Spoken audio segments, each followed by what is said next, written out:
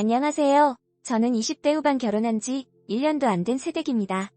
우리 시누이는 모든 여자들의 꿈을 그대로 빚어놓은 듯이 생겼어요. 길 가다 3명이랑 눈이 마주치면 둘은 뒤돌아볼 외모입니다. 정말 기가 막히게 예뻐요. 남편이 처음 시누이 소개시켜줬을 때 시누이가 평범하게 직장 생활한다길래 왜 그러냐고 천년에 한 번 나올까 말까한 얼굴을 왜 썩히냐며 인스타그램이든 유튜브든 하라고 제가 다 성화를 했을 정도였습니다. 어느 개그맨이 그랬잖아요. 여자가 예쁘면 고시세계 다 패스한 거랑 같다고 그만큼 세상 살기 편하다는 거 아니겠어요? 시누이 외모면 남자들 쥐락펴락하며 공주처럼 살았을 수도 있었을 텐데 시누이는 사람이 참 소탈하고 마음씨가 고와요. 그 얼굴에 그 심성에 정말로 다 가졌죠. 이런 경우에는 여자들이 이쁜 여자 더 좋아합니다. 저도 처음 만났을 때부터 시누이한테 완전히 마음을 빼앗겼다니까요. 조금이라도 더 예뻐지고 싶어서 별의별 생고생을 다 사서 하는 게 여자들인데 시누이는 그렇게 빼어난 외모를 이용하기는커녕 조금은 귀찮아하는 눈치였습니다. 남편이 그러더라고요. 걔는 유별나게 예쁜 얼굴이 인생에 보탬된 거 하나 없고 오히려 얼굴 때문에 팔짝 꼬웠다고요.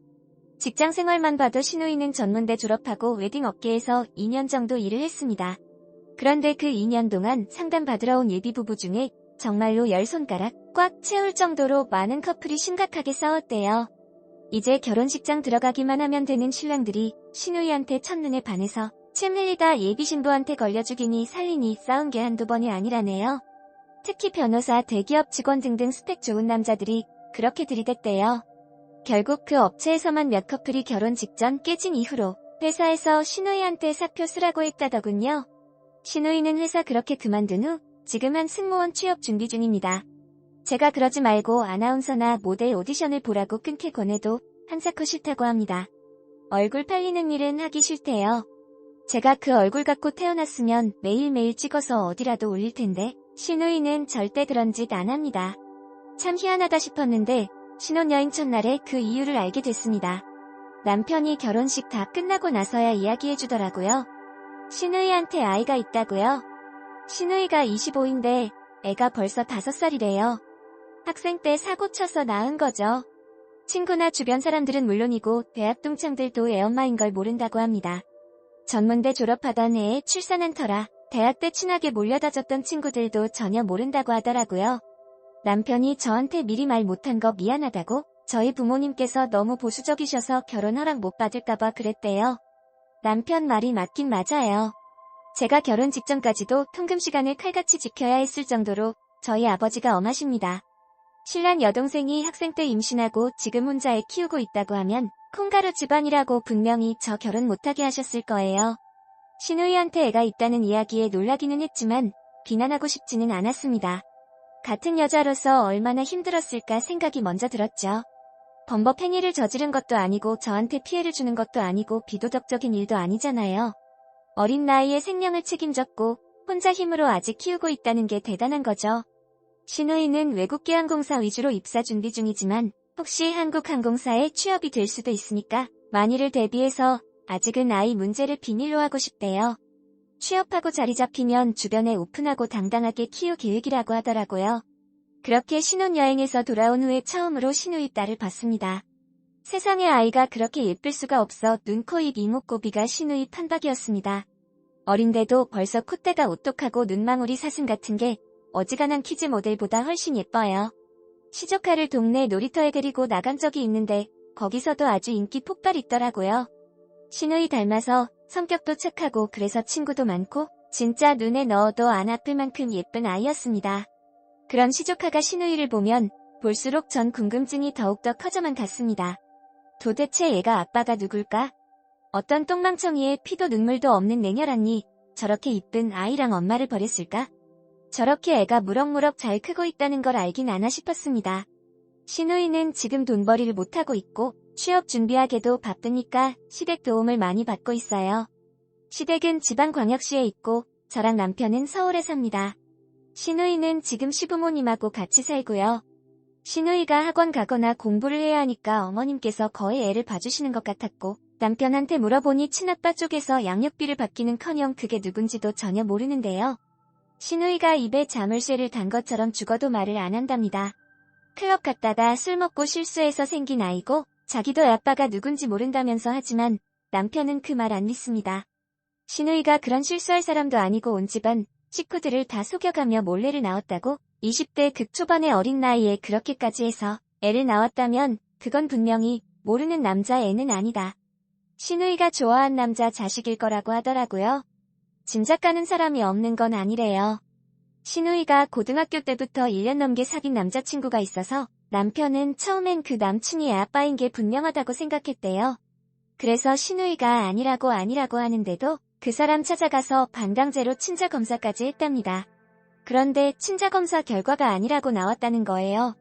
남편이 도저히 자기는 믿을 수가 없다고 DNA 검사도 사람이 하는 일인데 잘못될 수도 있는 거 아니냐고 하더군요. 다른 업체에서 한 번만 더 검사를 해보고 싶었는데 그 자식이 협조를 안 해줘서 못하고 있다고 자기는 아직도 그놈이 애 아빠라고 생각하고 있대요. 하지만 제 생각은 좀 달랐죠.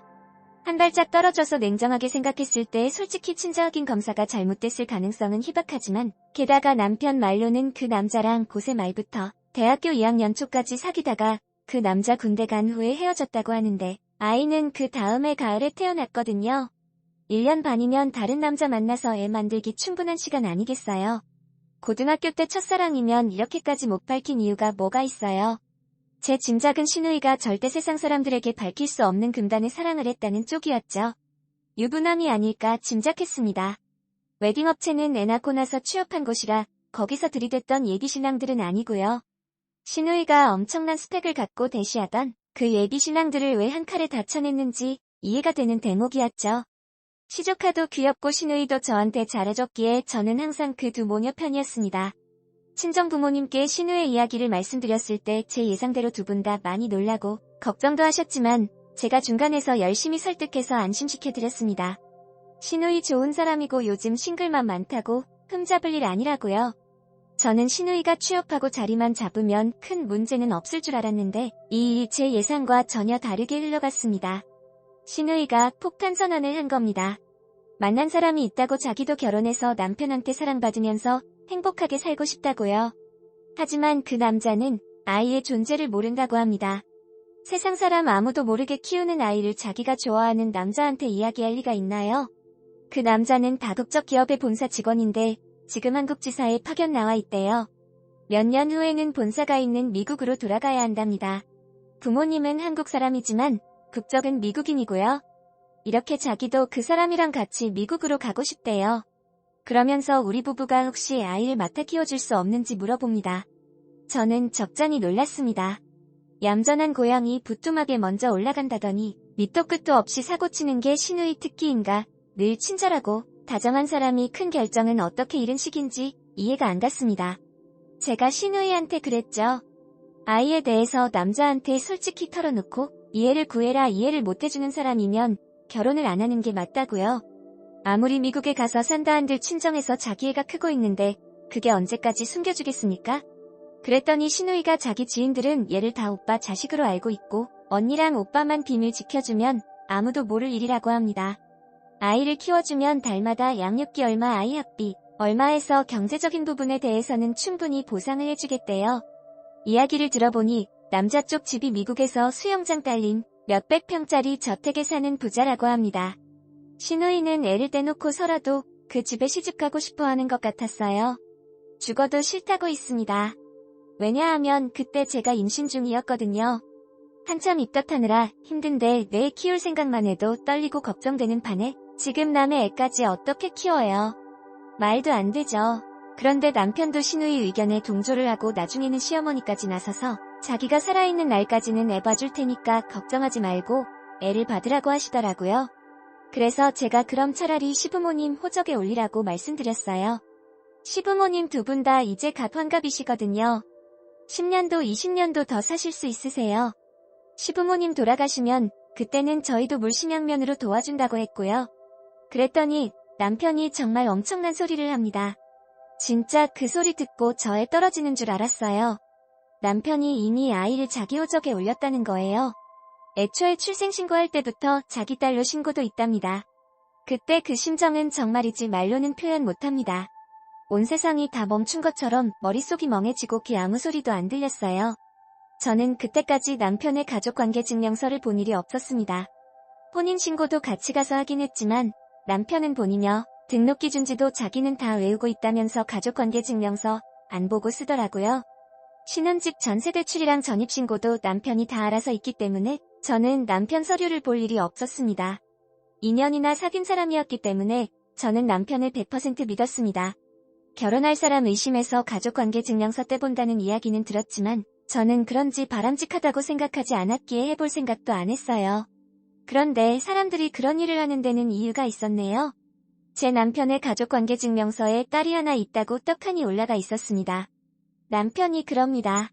자기는 저 만나기 전에 확고한 비혼주의자였고 평생 결혼 안 하고 살 생각이었다고, 어린 여동생이 인생 망칠 것 같아서 애를 자기 호적에 올렸다고, 동생한테 결혼하고 싶은 사람 생기면 애는 걱정하지 말고 언제든지 시집가라고, 애는 자기가 키워준다고 했답니다. 제가 말도 안 된다고 했어요. 우리가 한두 달 만나고 번갯불에 콩 볶듯이 결혼한 것도 아니고 저랑 결혼할 마음 먹었을 때부터 신우이한테도 저한테도 이야기를 하고 정리를 해줬어야 되는 거 아니냐고요. 어떻게 그런 이야기를 임신한 와이프한테 하냐고. 저는 죽어도 신우이 애를 키우고 당신 호적에 올라가 있는 것도 너무 싫으니까 친아빠를 찾아서 사람한테 보내는 시부모님 호적에 올리는 양자택일을 하라고 했습니다. 남편은 자기가 친아빠를 안 찾아봤겠냐고 흥신소며 심부름센터에 사람까지 써서 백방으로 찾아봤지만 신우이가 입을 열지 않는 이상 애아빠를 찾는 건 불가능했다고 합니다. 시부모님 호적에를 올리며 애가 너무 불쌍하지 않냐고. 그럼 우리 엄마가 55에 애를 입양한 게 되는데 그런 가족관계 기록을 갖고 애가 어떻게 취직하고 결혼을 할 수 있겠냐고 합니다. 저희는 좀처럼 의견 차이를 좁히지 못하고 미친 듯이 싸웠습니다. 100번 1000번을 생각해도 신우이가 자기 남친한테 솔직하게 이야기하고 둘이서 애를 키우는 게 맞아요. 그게 제일 심플하고 깔끔하며 나중에도 문제가 안 생길 해결 방법인데 뻔한 답을 두고 온 식구가 다 이상하게 빙빙 돌아가는 길만 고집합니다. 고집도 보통 고집을 부리는 게 아니었어요. 아들 저한테 섭섭하다고 왜 그룹들이 생각만 하냐고 비난을 하는데 저는 친정에는 감히 털어놓지도 못하고 저 혼자 끙끙 앓으며 정신적으로 너무 큰 스트레스를 받았습니다. 그러다 결국 저는 임신 10주차에 질출혈과 함께 유산을 했어요. 정말 너무 힘들었죠. 뱃속의 아기한테 미안하고 안타까워서, 그리고 이렇게 된 상황이 너무 답답해서 시도 때도 없이 울었어요. 그런데 제가 이렇게 육체적으로, 정신적으로 힘든 상황인데도 신우이와 남편이 고집을 꺾지 않았습니다. 시어머니도 같은 말을 반복했어요. 얘는 저희 부부가 키우고 신우이는 홀가분한 몸으로 시집을 보내야 한다는 겁니다. 그때 이건 뭔가 이상해도 너무 이상하다는 직감을 하게 됐습니다. 모든 걸 원점으로 돌려서 다시 생각을 해봤어. 그래, 신우이가 유부남을 만나 애까지 낳았다고 치자하지만 심자검사 한 번이면 성인이 될 때까지 양육비를 받을 수 있는 세상인데 애가 5살이 되도록 돈 한 푼 안 받고 혼자 키웠다. 그것도 취업도 못한 상황에서. 도대체 친아빠가 누구길래 아무한테도 말을 못하고 이거 숨겨주고 있지? 그러면서 머릿속에 신우이가 했던 말이 계속 맴들었습니다. 자기 주변 사람들은 다 이 아이가 오빠 자식인 줄 안다고요. 제가 유산하고 매일같이 눈물바람을 하는데도 남편은 제 앞에서 애가 불쌍하지 않냐고 우리가 거두자고 합니다. 신우이가 미국을 데려가서 키우면 한국에서보다 훨씬 부잣집에서 좋은 교육을 받고 친엄마 밑에서 자랄 텐데 굳이 우리가 키워야 한다고 고집부리는 남편과 시댁 이상했습니다. 이상하다는 생각이 들고 보니 아이 얼굴이 다시 보였어서 저는 그 전까지는 애가 신우이랑 판박이라고 생각했는데 아이 얼굴에서 얼핏 남편 얼굴이 보이는 것 같았습니다. 신우이랑 남편도 되게 닮았거든요. 친자 확인 검사를 했습니다. 그리고 드디어 아이의 친아빠가 밝혀졌죠. 아이의 친아빠는 신우이가 절대 입 밖에 낼 수 없는 사람이 맞았습니다. 우리 남편이었어요. 그리고 애는 신우이가 낳은 아이도 아니었습니다. 친자 확인 검사 결과가 나오자 그제서야 남편이 이야기를 해주더군요. 자기가 5년 전에 결혼했었다고 성격 차이로 헤어졌고 헤어지고 난 후에야 전처가 임신한 걸 알았답니다.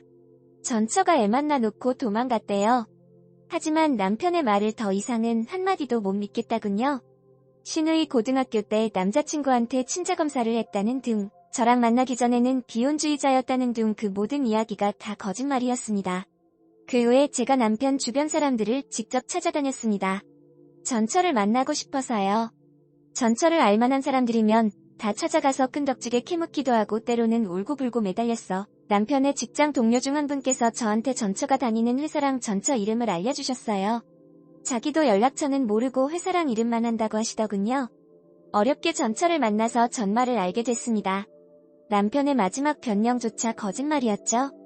남편은 전처가 임신했을 때 바람 피우다 걸린 것 같습니다. 전처는 만삭일 때 불륜 사실을 알게 돼서 아이를 지울 수도 없었대요. 자기는 새 출발하고 싶었고 남편 닮은 아이 키우고 싶지 않아서 친권까지 다 남편한테 주고 이혼했다고 하시더라고요. 남편이 재혼하는 걸 미리 알았다면 저한테 경고라도 해줬을 거라고. 그 사람 보통 거짓말쟁이가 아니고 그 집안 사람들 하는 말 아무것도 믿으면 안 된다고 하더군요. 혼인 취소 소송을 걸었습니다. 재판 끝에 다행히 혼인을 취소한다는 판결이 나왔어요. 그와는 별개로 시어머니와 시누이를 고소했고요. 그 결과 위자료로 꽤 큰 돈을 받았습니다. 시댁 식구들과 남편에게 진심 어린 사과도 받았고요. 형량을 낮추려는 시도였다고 해도 제 앞에서 무릎을 꿇고 눈물을 흘리며 비는 꼴을 봤으니 저는 그걸로 만족합니다. 시누이는 재판을 받으러 다니다가 결국 그 남자와 헤어졌다고 하네요. 그 남자는 시누이가 왜 재판을 받는지 알아보다가 시누이가 한 짓을 알게 된 후 바로 헤어졌다고 하더군요. 거짓말을 밥 먹듯이 하는 여자랑 어떻게 살겠어요? 시누이 지금도 다른 누군가를 만나 또 거짓말을 하고 있지는 않은지 며칠 전에 TV를 보는데 범죄심리학자가 나와서 그런 말을 합니다. 나쁜 짓 하는 놈들 결국 다 잡힌다고 모두 너보다 똑똑하다고요. 결혼 생활 내내 거짓말을 늘어놓던 남편과 모두를 한통 속이던 시댁 식구들도 그 말 꼭 기억하길 바랍니다.